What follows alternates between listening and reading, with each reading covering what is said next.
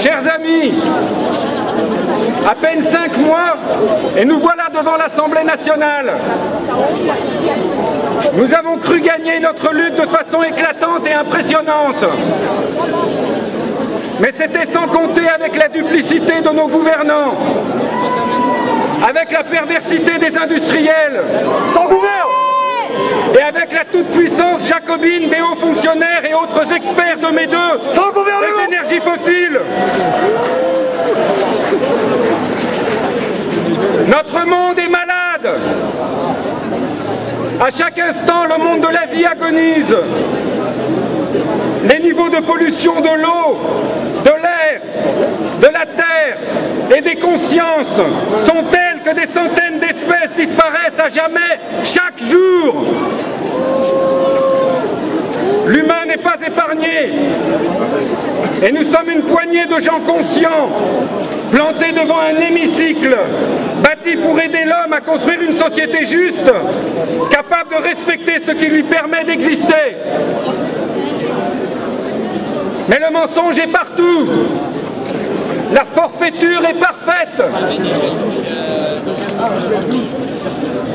Sommes-nous réunis pour assister à la destruction de nos vies et celle de nos enfants? La fanfaronnade médiatique qui fait office de politique aujourd'hui nous y conduit à grande vitesse. Bravo Émeric. La maladie est tellement profonde que des animateurs de télévision croient pouvoir nous sauver du désastre. Tu es un poète. Demain, qu'allons-nous dire à tous ceux qui nous attendent dans nos campagnes et qui savent la valeur réelle de l'eau et de la vie? Qu'allons-nous dire à tous ces maires courageux qui prennent des arrêtés et qui se retrouvent à signer devant des tribunaux comme des délinquants? On est avec eux. Alors que ce sont eux, ce sont les industriels qui devaient être traduits devant des tribunaux pour crimes contre le vivant. Bravo. Et par extension, crimes contre l'humanité. Ouais.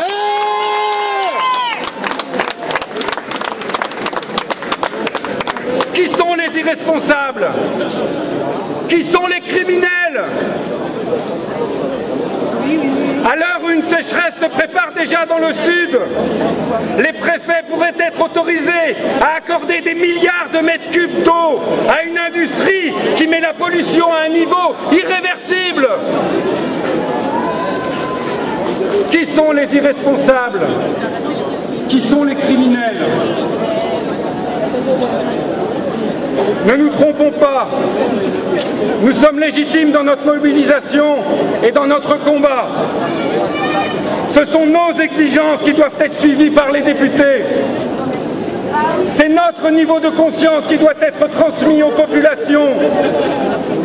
Nos enfants nous le demandent. Le temps de l'insurrection des consciences de notre ami Pierre Rabhi est venu.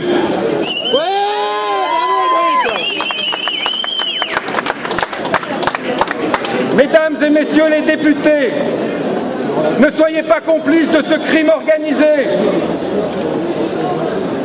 Il est temps d'envoyer un signal fort à la finance internationale qui pousse derrière les industriels. Le peuple vous le demande. Et ce que vous ne ferez pas, le peuple le fera! Bravo!